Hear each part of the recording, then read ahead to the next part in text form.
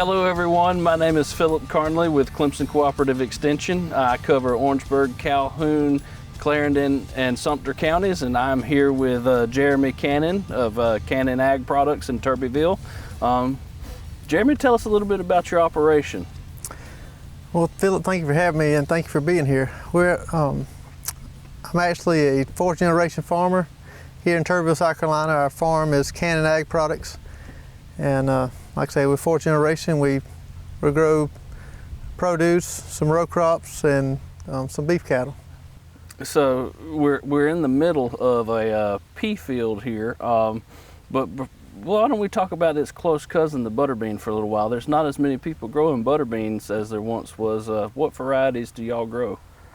Well, we like to grow Jackson Wonder, which is, that's probably the most favorite for this area. Some people know them as speckled, some people colored.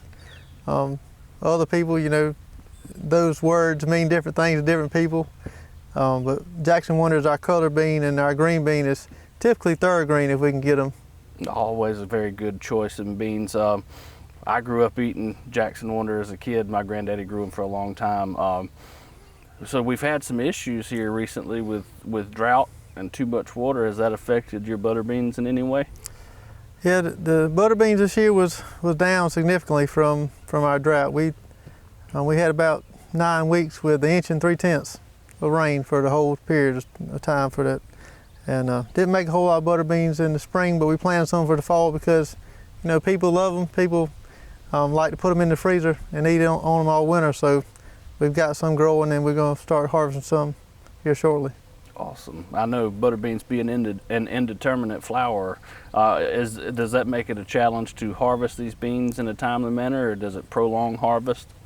Well, I guess the problems is finding a good enough flower pod set, because the butter beans are all mechanically harvested. It's hard to get enough flowers. You kind of pick and choose the best time to get the most yield out of it, but you're battling weather. If it gets too hot, they're not going to have a lot of pods, or you get in a rainy season or dry season. So there are definitely challenges to making a butter bean. So we're in a pea field, which is close cousins to butter beans that we were just talking about. And I know there are 2 varieties planted here, one being Dixie Lee and the other one I'll let you discuss a little bit later. Describe the Dixieleaf for those growers that may not know what it's like. I know it's a very locally favorite pea for the Midlands of South Carolina. Well, Dixie Lee is probably my favorite as well. I probably would prefer a Dixie Lee pea over a butter bean, but they're a vining pea. They have a long pod, and they actually turn gray, similar to like a colored butter bean would when you cook it. I really like them. They take about 80 days to grow from when we plant them. And typically, like from bloom to harvest, is 2-3 weeks. Now, I know with certain vining type peas, you plant a specific number of seed per foot. Is there any recommendations on planting space that you would offer for Dixie Lee? Well, Dixie Lee, because they are vining, they make a really big bush. Historically, we probably were planting 4 seeds per foot, but it really doesn't take that much, and they don't take a lot of fertilizer. We probably have through our trials and tests, and we're probably down to about 2 seed per foot. So you can make a lot of peas on very little seed purchased, but they really seem to produce really well when they have space to grow out and make that true vine. You tend to get more blooms and more pods. Okay. Now, being that it is a more productive vining type pea, at that lower population count, what is the interval, or how many days until harvest from bloom to pick?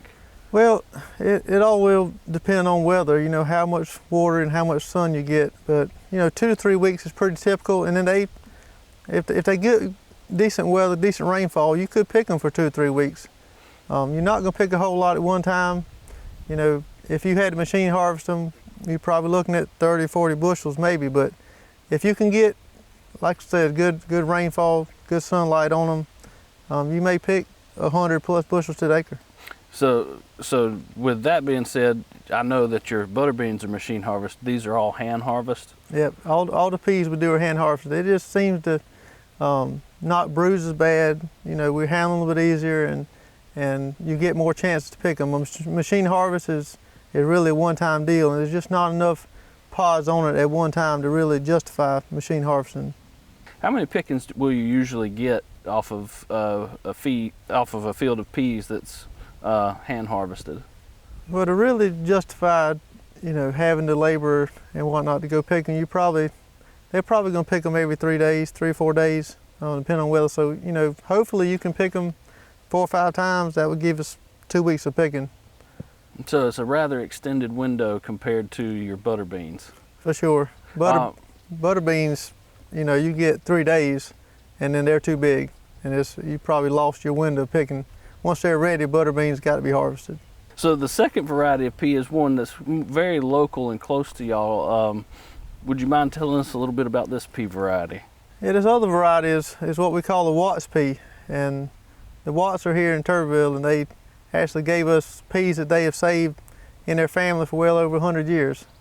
It's similar to a growing pattern as a Dixieleaf, but the peas are not quite as big. I think they're probably got a little bit more flavor, a little more robust, a little hearty flavor, and even the liquor is a little darker, but people in this area tend to like them a lot. It's definitely a unique pea. The pods seem to be a lot lighter than a Dixieleaf, and the pea seems to fill the pod a little bit better. Does that play into the processing weight of these peas after they're shelled? Yeah, I think overall, when you pick a Watts, because the peas aren't quite as big, or the pods aren't quite as thick as well, you think you probably hadn't picked very much. But when you go to shell a Watts pea, they tend to shell out more than a Dixieleaf would shell out. Now, Jeremy, where can people find these products if they're interested? Well, we have a market here in Turbeville. It's 2996 Hicks Road. Is where our market is, and you can also find us online on Facebook, Can Ag Products, or even through SCDA's website. Awesome. Well, we appreciate you allowing us to come out here and look at these peas with you. Thank you very much, Jeremy. Thank you.